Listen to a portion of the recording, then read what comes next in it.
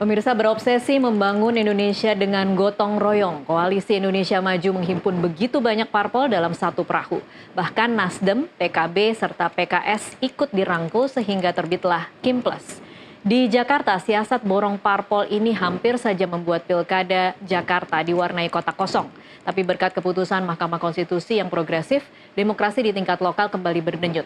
Syarat mengajukan parpol diturunkan sehingga lebih masuk akal bagi parpol-parpol. Sekalipun berupaya sekuat tenaga untuk seias kata dan satu perahu, soliditas Kim akhirnya rontok juga. Di Banten, Golkar mencalonkan Airin Rahmi Diani. Sementara di Jawa Barat, Nasdem dan PKS keluar jalur dari Kim Plus dan membangun koalisi sendiri dengan mengusung Ahmad Saiku Ilham Habibie.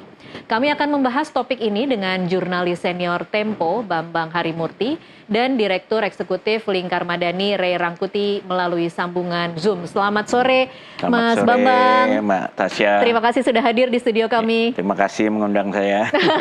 Iya, dan selamat sore juga Bang Ray. Sore. Iya, terima kasih sudah bergabung dengan kami di NTV Prime. Sama-sama. Iya, saya ke Mas Bambang dulu ya. Mas Bambang, kalau kemarin kita percaya betul bahwa Kim Plus ini akan bisa solid dan begitu mengerikan akan mengcopy apa yang terjadi di koalisi Pilpres, kemudian akan dikopi secara serentak di Pilkada. Tapi hari ini akhirnya kita melihat ada beberapa daerah yang rontok ternyata. Menurut Mas Bambang kok bisa nggak solid? Ya, saya kira ketidaksolidan ini sudah mulai terlihat semenjak aksi demo ya.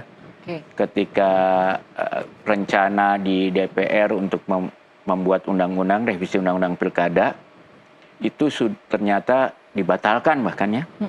Dan yang menarik buat saya, mungkin pertanda pertama dari adanya keretakan ini sudah dimulai bahwa polisi membiarkan mahasiswa meruntuhkan pagar DPR. Ya, jadi itu menurut saya tidak mungkin polisi membiarkan itu kalau tidak ada keretakan di atas. Sehingga membuat ada kebingungan, ini harus keras atau tidak gitu ya. Oh, dibacanya seperti itu ya? Jadi pagar itu dibiarkan rontok itu ada keretakan di jadi agak mirip dengan waktu tahun 98 ketika mahasiswa bisa masuk. Mahasiswanya justru kaget karena tidak menyangka pada hari pertama demo, gerbangnya sudah terbuka ya, sehingga mereka bahkan nggak masuk akhirnya ya. Tapi juga terjadi di banyak daerah, di beberapa daerah saya kira malah masuk ya. Mungkin di Garut kalau nggak salah ya. Jadi itu menunjukkan bahwa tidak solid di kekuasaan ini. Dan itu wajar karena kan sebentar lagi ada perpindahan kekuasaan ya. Jadi ibaratnya kita di lereng, semua orang mencari keseimbangan, bagaimana tetap ikut di penguasa yang berikutnya. Tapi karena yang penguasa sekarang masih punya taring, tidak terlalu membuat penguasa yang sekarang terlalu marah gitu ya. Kalau Mas Bambang melihatnya ini retak baik-baik atau retak dengan seizin orang yang kemudian memang ingin ini tetap bersatu, atau jangan-jangan memang retaknya benar-benar retak? Kalau menurut saya sih sebetulnya ya, kalau bahasa terangnya terjadi perbedaan pandangan antara Prabowo sebagai presiden yang berikut dengan Pak Jokowi yang presiden sekarang tuh ada perbedaan kepentingan. Dan walaupun mungkin tujuannya sama ya, membuat satu koalisi yang kuat bersama, tapi ada perbedaan dalam caranya. Jadi kalau ibarat pepatah itu Romanya sama, tapi jalan menuju Romanya itu berbeda. Bahkan dalam beberapa hal sangat berbeda, seperti ketika Pak Prabowo pidato di PAN. Itu jelas dia mengatakan jangan sampai ada yang haus kekuasaannya demikian besar sehingga memakai intel, memakai aparat hukum untuk memenangkan pertandingan ya. Itu tidak fair ya. Jadi saya kira caranya berbeda.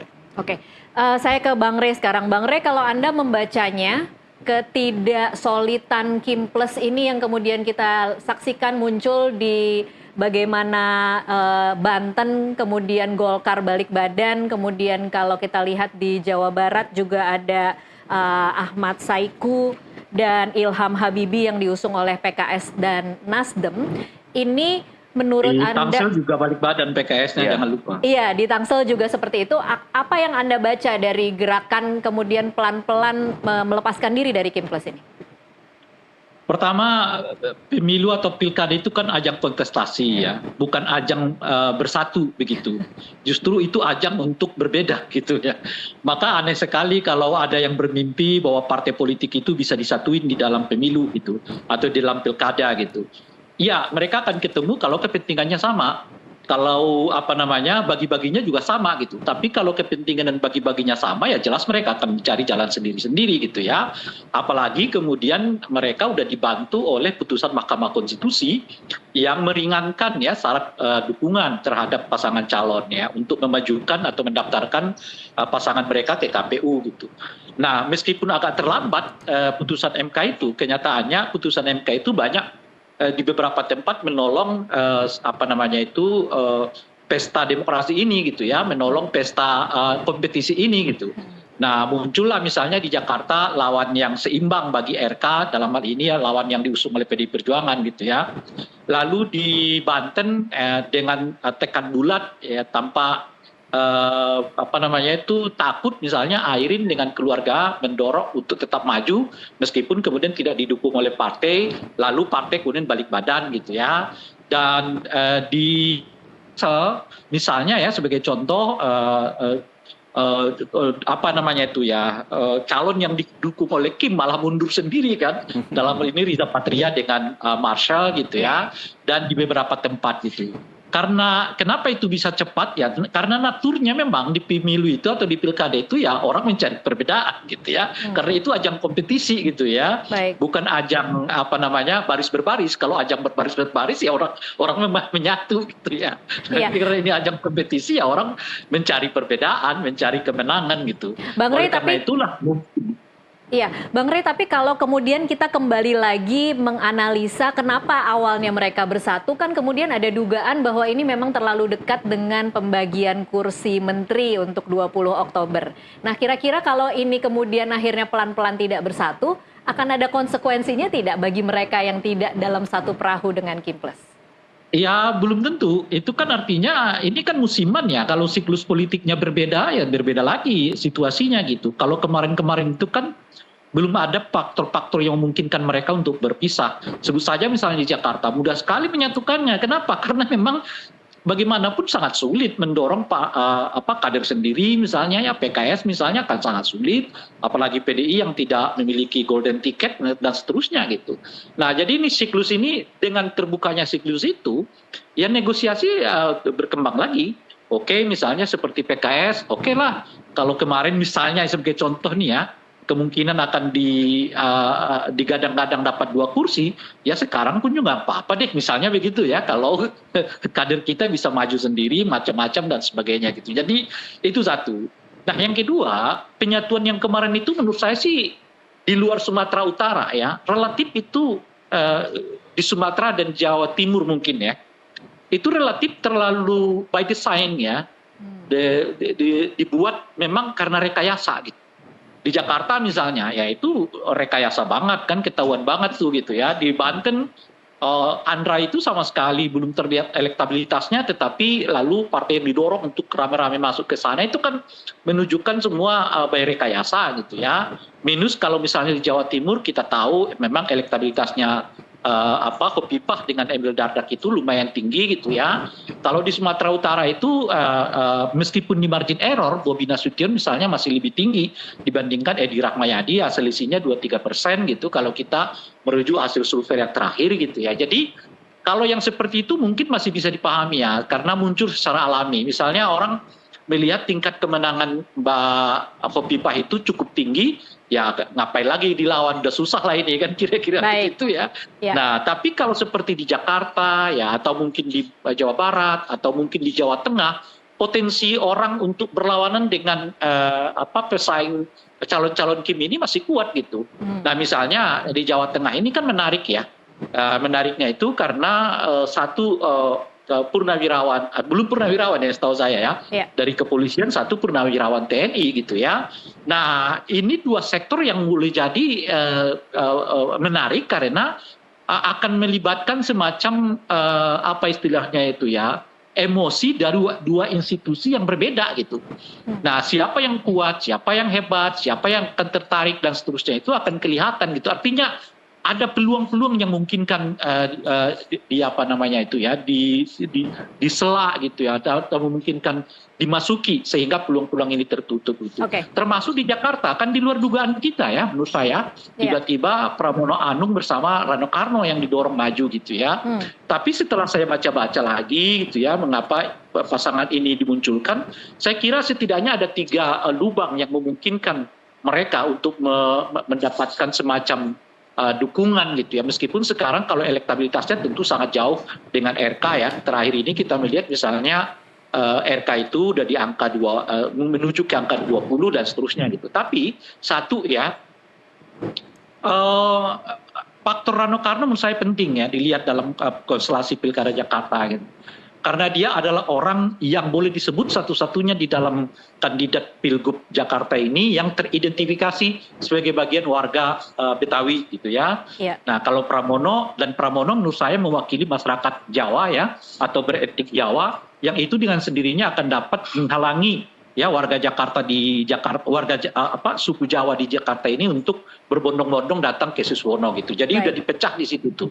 Nah, yang kedua adalah mungkin pemilih Anies yang kecewa terhadap PKS gitu ya. Bisa jadi berkomunikasi dengan Rano Karno. Rano Karno relatif tidak punya masalah dengan kelompok-kelompok Islam gitu ya. Nah, yang ketiga adalah misalnya faktor Jakmania ya. Jakmania ini jelas akan memiliki kendala untuk berkomunikasi dengan Kang Emil gitu ya, sementara mereka nggak punya kendala untuk berkomunikasi dengan Rano Karno. Jadi peluang-peluangnya sih kelihatan masih ada gitu, meskipun kalau di survei awal ya jelas ini sudah sangat jomplang ya, antara yang 10 mungkin dengan yang 1%. Tapi mungkin 1,5 bulan akan terjadi sesuatu yang berbeda. Oke, baik. Saya ke Mas Bambang lagi, tadi sudah analisanya sudah sangat mendetail ini dari Bang Rey. Tapi kalau kemudian kita lihat lagi ke Jakarta. Kim Plus itu bisa cukup solid di Jakarta. Menurut Mas Bambang, mengapa? Ya, saya pikir pertama, ya kalau Kim Plus itu kan boleh dibilang Pak Jokowi lah ya. Itu memang di Jakarta itu tangannya banyak lah ya, selain di Jawa Tengah. Sehingga, dan kedua, saya pikir memang ada kesamaan dari Kim Plus maupun dari PDIP, ada semacam ketakutan terhadap sosok seperti Anies Baswedan. Nah, ini menarik. Karena itu nih, Mas dianggap Bambang sebagai ancaman buat mereka di masa depan. Ini menarik, Mas Bambang, karena kemudian kalau saya melihatnya, kan PDIP kemarin sebenarnya punya peluang untuk memajukan Anies. Kalau ibaratnya kalau kita pakai analogi, ini ada Meriam, tapi dia pilih pakai revolver aja bertandingnya. Bukan pertandingan yang keras dan brutal, tapi PDIP memilih pertandingan yang mungkin ya agak lembut dan beradab lah ya, dengan menggunakan Pramono Anung dan Rano Karno. Menurut Anda, apakah jangan-jangan memang di balik layar ada deal untuk menjegal Anies Baswedan dan menghanguskan tiket seorang Anies untuk 2029 hari ini? Itu sulit untuk dinafikan ya. Karena kalau kita lihat PDIP itu ada satu sandera kan oleh Kim, yaitu kalau seandainya mereka memajukan Anies, informasi yang beredar, maka undang-undang tentang siapa yang boleh jadi ketua DPR itu akan diubah, sehingga tidak otomatis Puan akan menjadi ketua DPR. Itu kira-kira sandera PDIP. Itu sandera, karena Gerindra juga berminat untuk jadi ketua DPR ya. Dan kemudian Pramono itu dianggap cukup aman mewakili, mengakomodir dua pihak begitu, Mas Bambang? Ya, saya pikir kalau dengan Pramono itu, pertama Pramono itu sendiri seorang pengusaha latar belakang pengusaha batubara ya, yang sekarang lagi banyak uang lah gitu. Dari sisi logistik tentu buat PDIP lebih mudah ya. Dan kedua juga seperti yang Bang Rey bilang, ini kan sekarang ada momentum yang terutama di kota besar seperti Jakarta terasa anti Kim, karena akibat dari revisi undang-undang pilkada kemarin ya. Sehingga tiba-tiba bisa banyak orang bukan karena mendukung Mas Pramono, tapi karena asal bukan Kim. Oke, jadi ada asal bukan Kim gitu. Apalagi tadi Mas Rey juga bilang apalagi calonnya dari Persib kan, musuhnya Jakmania gitu kan, kira-kira. Jadi orang-orang itu gampang dipanasin. Masa Jakmania bisa memilih bobotohnya Persib gitu. Iya. Jadi awareness asal bukan Kim itu kemudian memudahkan untuk memilih. Jadi asal bukan Kim ini ditambah lagi asal bukan Ridwan Kamil itu menurut saya mulai terbentuk gitu. Oke, kalau dengan pemahaman asal bukan Kim, artinya di berbagai daerah harusnya semua memisahkan diri dong dari Kim.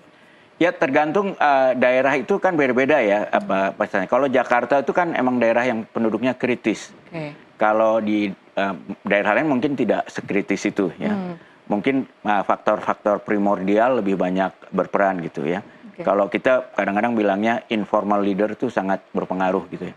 Kalau di Jakarta kan lebih individualis orangnya.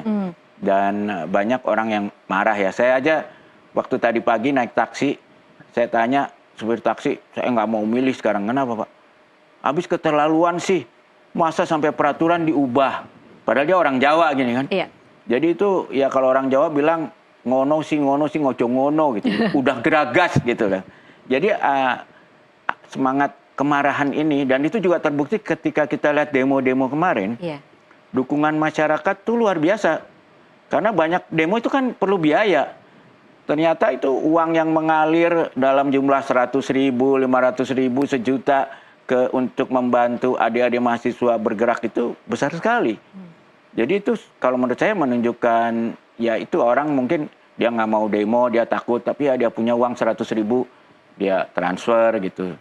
Jadi menurut saya memang saya paham kalau ketika Pak Prabowo dipanggil oleh Pak Jokowi, dia menyarankan udahlah jangan dipaksakan Kaisang ini nanti repot gitu loh. Oh, oke. Ya. Jadi tapi kalau dengan pemikiran seperti itu Mas Bambang, berarti Kim harus punya strategi lebih luar biasa lagi dong untuk Jakarta. Mengingat masyarakatnya kritis, tapi mereka masih dalam satu perahu. Ya, ini kan pemilunya November ya. Iya. Saya kira mau nggak mau Kim setelah 20 Oktober akan membuat kampanye menjauh dari Pak Jokowi.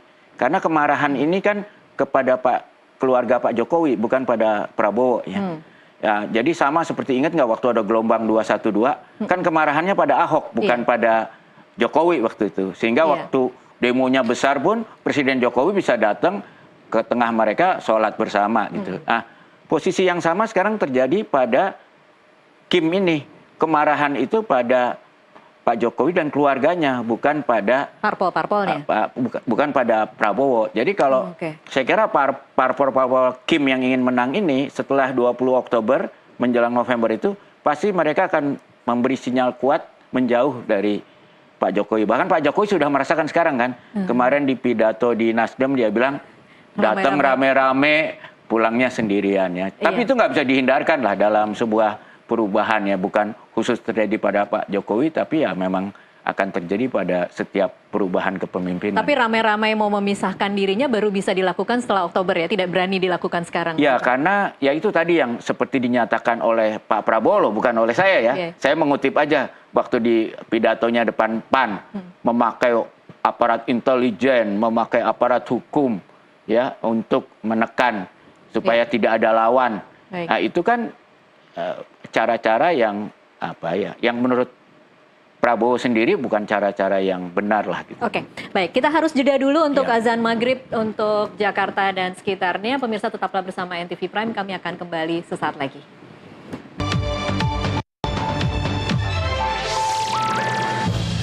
Pemirsa, terima kasih Anda masih menyaksikan NTV Prime. Kita lanjutkan perbincangan. Saya ke Bang Rey sekarang untuk kasih kesempatan, tadi mau menambahkan sesuatu. Bang Rey, silahkan. Apa ya? Iya, tadi soal Anies, jangan-jangan. Ya. Soal Anies, bukan? Enggak, soal koalisi gitu. Nah, tadi saya menyebutkan salah satu dasar dari koalisi ini kan sebetulnya kalau kita lihat di Kemples ini lebih banyak berdasarkan rekayasa ketimbang tumbuh secara alami gitu ya. Nah, yang alami itu kelihatan kan di Jawa Timur ya, mungkin di Sumatera Utara lah, itu dua daerah yang memang kelihatan dijaga betul oleh Kim agar tidak terlalu banyak ya longgarnya gitu.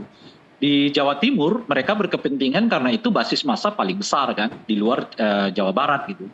di Sumatera Utara ya karena yang maju itu adalah menantu ya dari Pak Jokowi gitu. Jadi memang mereka jaga betul jangan sampai ada persaingan yang cukup ketat lah di sana gitu.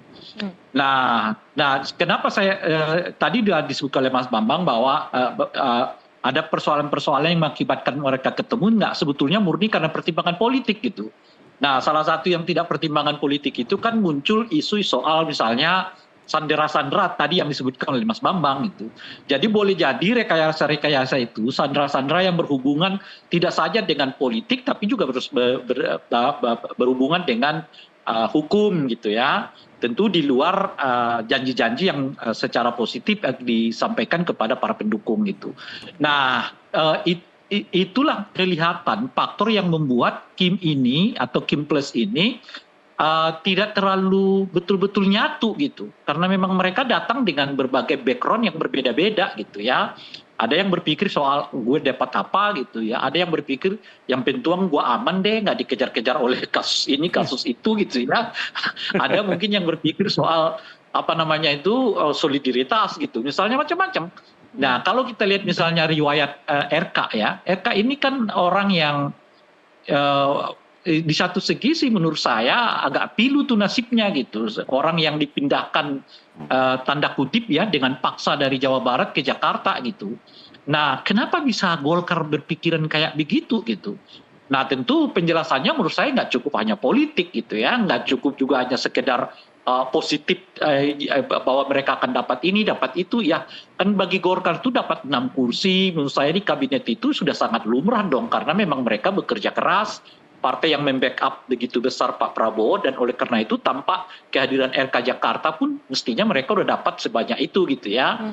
Nah oleh karena itu kita butuh penjelasan lain. Nah penjelasan lain itu mungkin ya itu tadi apakah ada hubungannya dengan tekanan karena ada persoalan hukum macam-macam dan seterusnya itu gitu yang mengajarkan kemudian RK harus kembali ke Jakarta meskipun dari awal ya kelihatan sebelumnya ada upaya menghalang-halangi dari internal Golkar agar RK itu tidak dipindahkan ke Jakarta gitu. Misalnya Gerindra sekalipun ya belum apa namanya itu ya menyebut apa namanya RK sebagai calon mereka gitu tapi RK dipasangkan atau dikandidasikan dengan Anies Baswedan dikandidasikan dengan nama yang lain. Jadi seingat saya ada 3 nama yang diusung oleh Gerindra saat itu. Jadi tidak mutlak mereka mengatakan itu adalah RK gitu. Nah seterusnya gitu. Itulah menurut saya begitu ada peluang seperti sekarang di MK putusan MK itu untuk keluar kemudian keluar dari situ ya mereka keluar gitu. Seperti yang dilakukan oleh Golkar di Banten ya gitu ya. Dan yang kedua tentu saja pengaruh dari apa namanya itu ya penyatuan koalisi ini ya tadi disebut oleh Mas Bambang waktu demi waktu makin ini kok makin apa namanya makin memudar gitu ya. Khususnya setelah demonstrasi besar-besaran yang dilakukan oleh mahasiswa pertanggal 22 Agustus kemarin itu menurut saya sedikit banyak ya menurunkan apa namanya itu ya wibawa dari kekuatan yang menjadikan koalisi Kim Plus ini bisa menyatu gitu. Baik, Bang Rey, tapi kalau Anda melihatnya mungkin tidak bahwa strategi melepaskan diri dari Kim Plus ini adalah bagian dari juga efek dari putusan MK yang kemudian membuka keran threshold tapi juga memancing kemarahan publik sehingga kemudian ada sentimen negatif ke Kim Plus. Jadi kemudian memisahkan diri itu adalah bagian dari strategi untuk juga menyelamatkan diri sendiri. Menyelamatkan dalam pengertian hukum tadi menurut saya sih tidak ya, tapi menyelamatkan dalam pengertian politik iya gitu. Karena kan di beberapa tempat seperti kita sebutkan tadi itu apa namanya Kim Plus ini kan penuh kelihatan seperti direkayasa sesuatu yang sebetulnya tidak masuk akal lah gitu ya secara alami gitu ya tetapi ya tetap dihadirkan. Contoh misalnya kan RK di Jakarta itu kan relatif tidak masuk akal kan sebenarnya awalnya, kecuali ya dilawankan dengan kota kosong atau independen dia bisa menang gitu ya tapi kalau dilawankan dengan yang setanding sama dia belum tentu gitu seperti misalnya Andra Soni dengan Dimyati di Banten kan nggak masuk akal juga gitu nah jadi ketika peluang untuk mendorong sendiri itu mungkinnya mereka akan mendorong kader mereka seperti yang dilakukan oleh PKS baik di Jawa Barat maupun di di Tangerang Selatan misalnya ya. Baik. Dan lebih dari itu adalah makin memudarnya wibawa dari pengikat yang kuat yang kita sebutkan itu tadi gitu. Oke, baik. Mas Bambang, Iya. kalau Anda melihatnya ini kemudian ketidaksolidan Kim Plus ini, apakah benar-benar murni memang karena ada kesempatan dari putusan MK dan Ya. kemudian memang ingin mengusung, atau jangan-jangan seperti bahasa dari politisi-politisi di Kim Plus ini sebenarnya all Kim's final. Jadi sebenarnya siapapun yang menang itu Ya. semua dari Kim juga. Iya.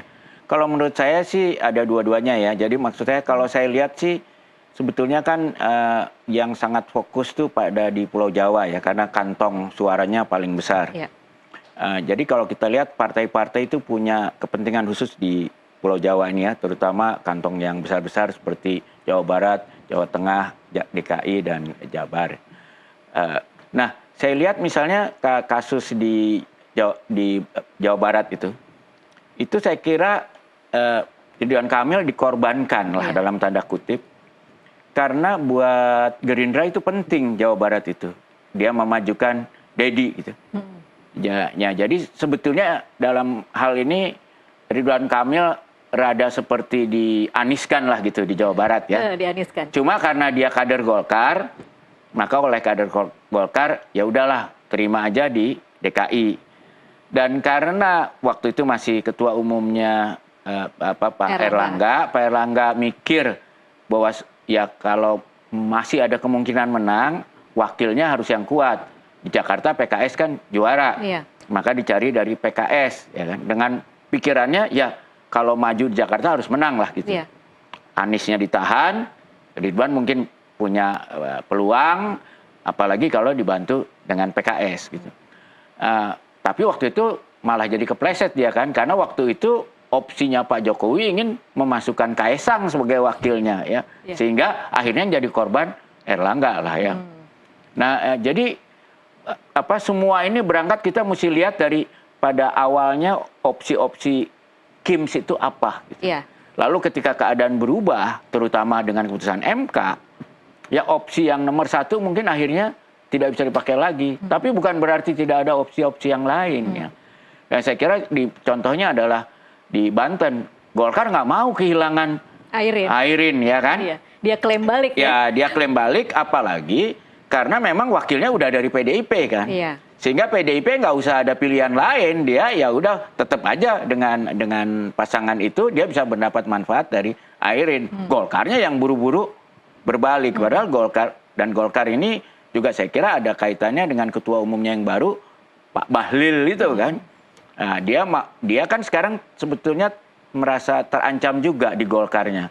Karena dengan cara KLB kemarin itu sebetulnya banyak senior di Golkar yang nunggu-nunggu kesempatan untuk KLB lagi menggulingkan dia kan. Maka dia harus konsolidasi ke dalam. Salah satu bentuk konsolidasinya adalah ya udah kalau gitu Airin tetap kita golkan supaya dia bisa klaim, loh kan saya udah bahkan saya berani dalam tanda kutip bahkan meninggalkan Prabowo, karena yang dirugikan di Banten dengan majunya Airin itu Gerindra kan. Sampai ditarik itunya calonnya. Jadi pikir daripada ya, kan? Jadi gestur Bahlil itu harus dimaknai sebagai konsolidasi ke dalam begitu ya? Iya, konsolidasi ke dalam. Dia mikir wah saya harus memperkuat posisi ke dalam supaya sebagai ketua umum setelah Pak Jokowi nggak ada, dia punya posisi untuk berhadapan dengan pemerintah. Iya kan? Karena kalau nggak dia yakin dia jatuh. Begitu setelah 20 Oktober pasti posisinya dicari-cari. Mungkin terbalik sekarang, Jaksa Agung yang baru yang akan memanggil dan memeriksa Bahlil kan. Oke, kalau kita kemudian membaca peluangnya, tadi kan Mas Bambang bilang RK tuh dipaksakan gitu ya. Tapi kan Anies sudah tidak ada di kontestasi ya. Peluang Kim ini menang di beberapa daerah seperti apa kira-kira Mas Bambang? Ya, kalau menurut saya kita nggak bisa. Akan mudah, pertempuran yang mudah atau akan tetap berat? Saya pikir bertambah berat. Karena itu tadi, sekarang muncul sentimen anti Kim yang sebetulnya adalah sentimen anti Jokowi.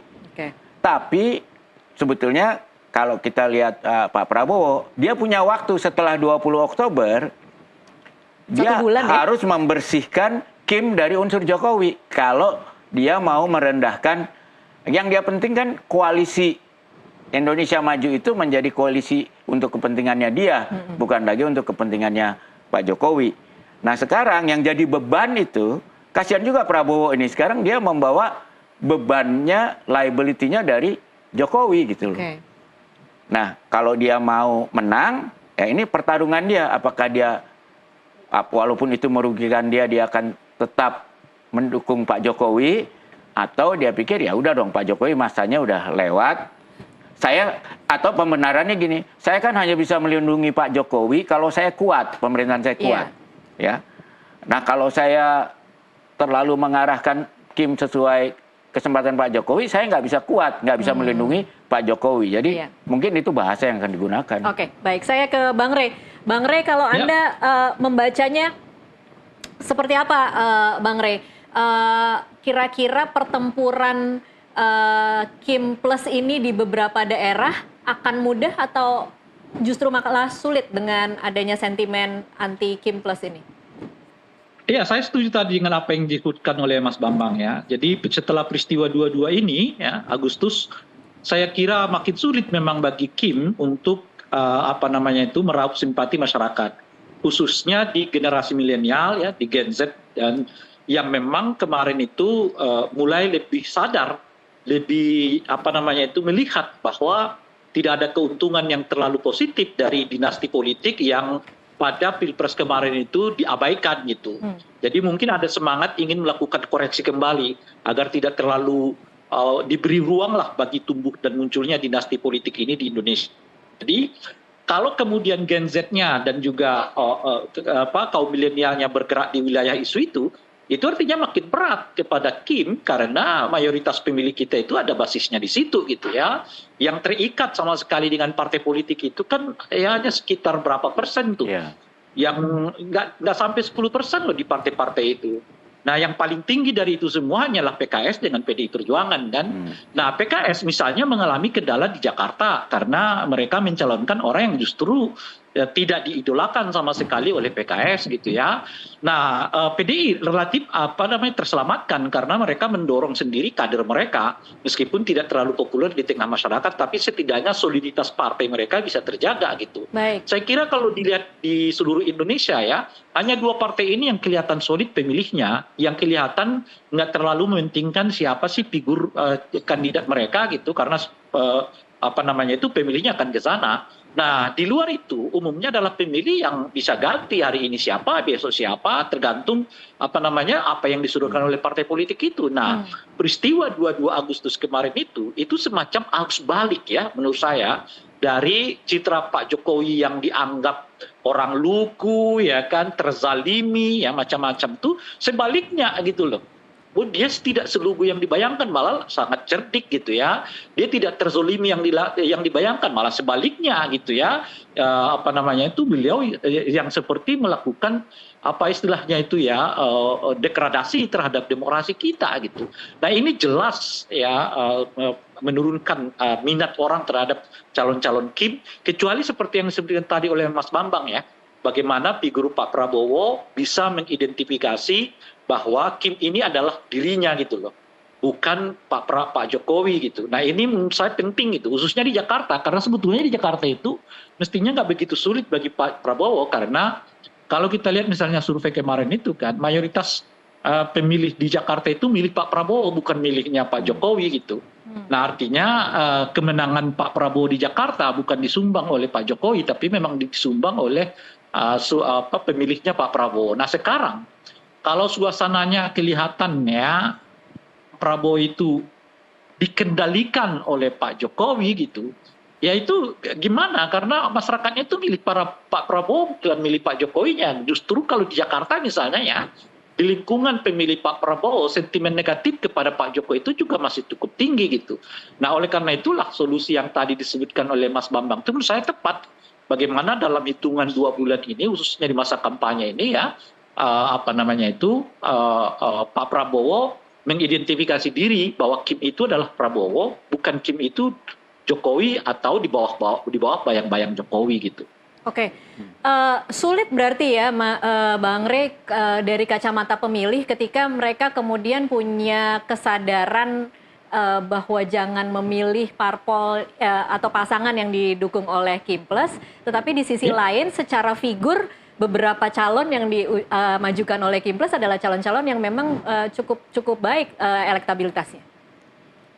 Iya, tapi kan apa namanya ya, kalau apa istilahnya? Kalau orang itu kan sekarang mencari bukan apa yang terbaik gitu ya. Mereka relatif masyarakat kita itu pemilih apa yang kira-kira tidak mudarat gitu.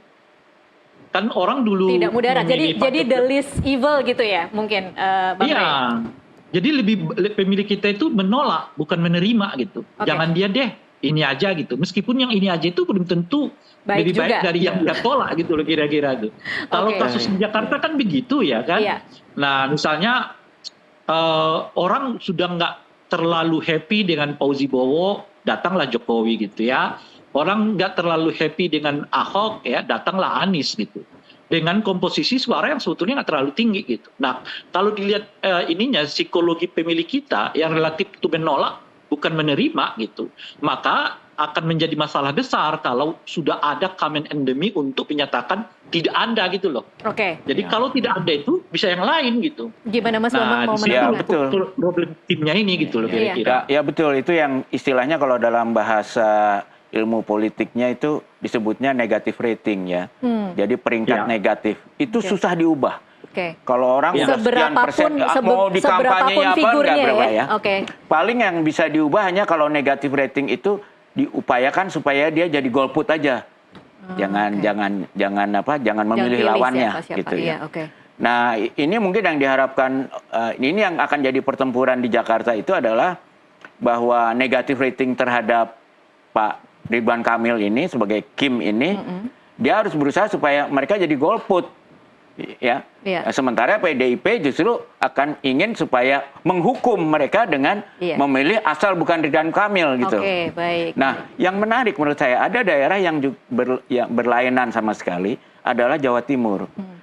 Saya kira kalau kita ngomong dengan berbicara dengan pendukungnya Khofifah, mereka itu umumnya tahu bahwa Khofifah itu tidak mewakili Kim, tapi sebetulnya korbannya Kim. Pertempuran 3 perempuan.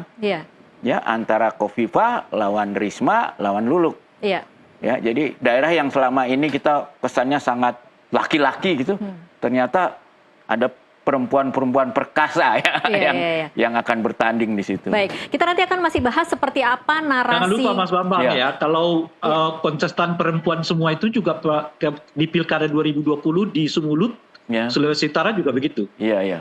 Jadi hampir 3 atau 4 kontestan itu ada wakil perempuan di dalamnya. Oke, baik. Kita masih akan lanjutkan nanti di segmen selanjutnya. Kita akan bicara seperti apa narasi Pilkada 2024 nanti kalau memang ini bisa dikonsolidasikan secara nasional. Sesaat lagi pemirsa tetaplah bersama kami.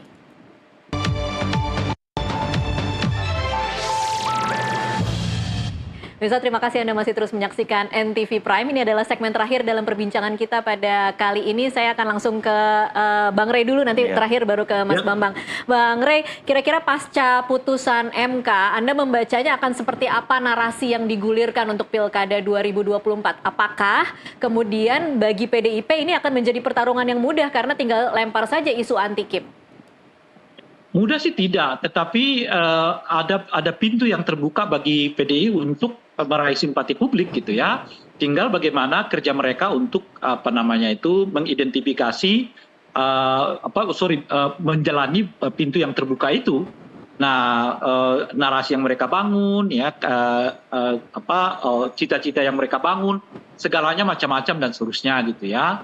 Nah, peristiwa MK itu yang terlalu dipaksakan ya oleh DPR ya tentu saja menjadi pintu yang terbuka bagi PDI untuk bisa mengolah diri lah ya lebih baik. Nah, sekarang semuanya tergantung kepada PDI Perjuangan sejauh apa mereka bisa ya memanfaatkan pintu yang terbuka ini. Nah, saya menyarankan salah satunya mestinya yang dilakukan oleh PDI Perjuangan itu adalah segera meminta Mas Pramono Anung untuk menyatakan diri mundur dari kabinet gitu. Ya. Nah, kalau Mas Pram masih tetap di anggota kabinet gitu ya, saya kira itu sedikit banyak justru tidak menimbulkan efek positif terhadap citra PDI Perjuangan sebagai apa namanya itu ya, kontra terhadap Kim gitu ya. Mengapa mundur Oleh itu karena penting, Bang Rey?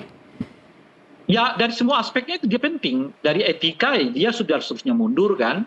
Nah, ingat loh ya, anggota DPRD itu anggota DPR itu diwajibkan mundur. Nah, meskipun anggota kabinet itu diwajibkan mundur, tetapi kan harus berkaca dari situ. Masa wakil Anda mundur, Anda tidak gitu misalnya. Yang kedua ini bagian dari kritik terhadap banyaknya ya apa namanya itu ya, anggota kabinet yang ikut cawe-cawe di dalam pilpres tapi nggak mundur, termasuk salah satunya adalah Pak Prabowo kan. Pak Prabowo adalah presiden terpilih yang sampai hari ini tidak mundur-mundur dari anggota kabinet gitu. Nah, yang ketiga, kalau kita lihat tadi pesannya apa namanya